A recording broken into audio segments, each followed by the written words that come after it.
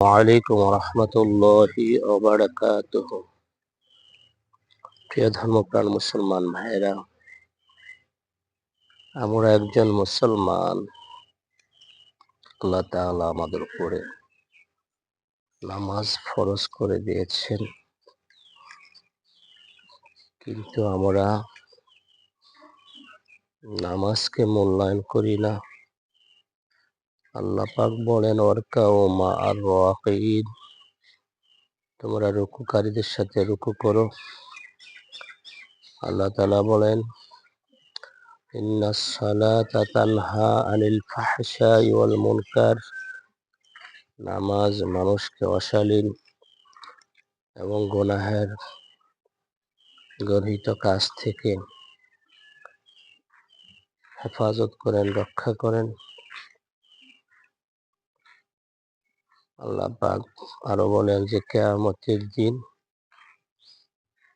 বান্দাকে জিজ্ঞেস করা হবে, বান্দা তোমার উপরে নামাজ অর্পিত করা হয়েছিল, বিধান করা হয়েছিল, তুমি কি তাহা আদায় করেছ? ওই দিন বাঁচার জন্য সবাই বলবেন যে হ্যাঁ, আমি তাহা আদায় করেছি। তখন আল্লাহ তাআলা নির্দেশ দিবেন, হুকুম করবেন যে আজকের এই দিনে আমাকে তা আদায় করে দেখাও। যারা আদায় করেছিল তারা তখন আদায় করতে পারবে, যারা করে নাই তারা তখন করতে পারবে না। আল্লাহ রাসূল বলেন, আউয়ালু মা হাসাবু হিসাবান ইয়াসীরা, কিয়ামতের দিন সর্বপ্রথম হিসাব হবে নামাজের।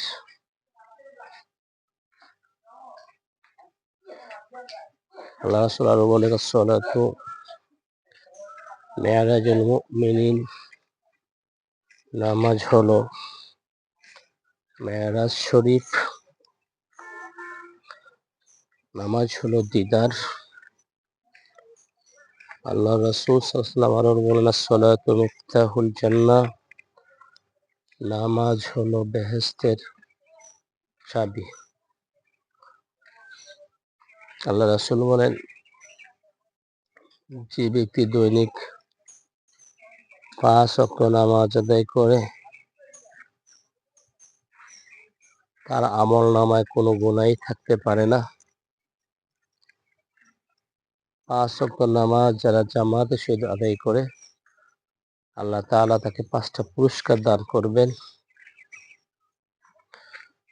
আল্লাহ তাআলা প্রথমত তার মৃত্যুটা হবে ঈমানের মৃত্যু, তার রিজিকের কোনো কষ্ট হবে না, কবর আযাব আল্লাহ তাআলা মাফ করে দিবেন, নেক বদ ওজন করার পরে নেকের পাল্লা ভারী করে দেবেন, তার ডান হাতে আমলনামা দান করবেন, ফুলসিরাত বিজলির আকারে পার করে দিবেন, বিনা হিসেবে তাকে জান্নাত দান করবেন।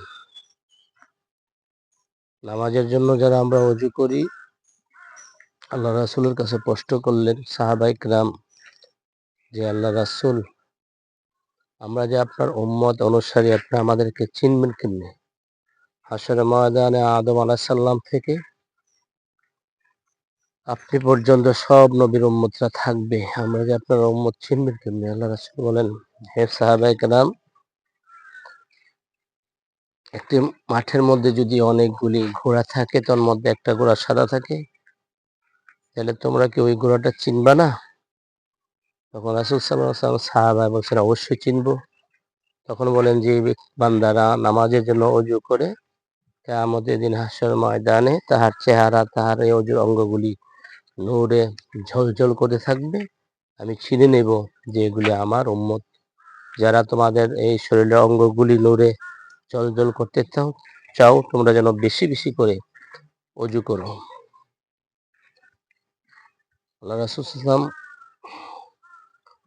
সাহাবাদেরকে নিয়ে একটা গাছের মধ্যে গেলেন, গাছের কাছে গিয়া গাছটা ঝাড়া দিলেন, গাছ থেকে অনেকগুলি পাতা ঝরে পড়ল। রাসূল সাল্লাল্লাহু আলাইহি ওয়াসাল্লাম বলেন, যে ব্যক্তি দৈনিক 5 ওয়াক্ত নামাজ আদায় করে, তার আমলনামা হইতে এরকম গুনাহসমূহ ঝরে পড়ে যায়। এই জন্য আসুন ভাইয়েরা, যারা আমরা এখনো অবহেলা করতেছি, আল্লাহ তাআলা আমাদের ঈমানে নূর দান করছেন, হেদায়েতে নূর দান করেছেন। আমরা 5 ওয়াক্ত নামাজ আদায় করি। সকলে জানেন ইসলামের মূল স্তম্ভ হলো 5টি। প্রথম হলো কালিমা মানে ঈমান, পড়ি নামাজ, রোজা, হজ, যাকাত। গরীব ধনী সকলের জন্য ঈমান, কালিমা, নামাজের উপর অটুট থাকতে হবে। যারা ধনী তারা হজ, যাকাত দিতে হবে। আল্লাহ যেন আমাদের সকলকে তাহা পালন করার মানার তৌফিক দান করে। আমিন। আসসালামু আলাইকুম ওয়া রাহমাতুল্লাহি ওয়া বারাকাতুহু।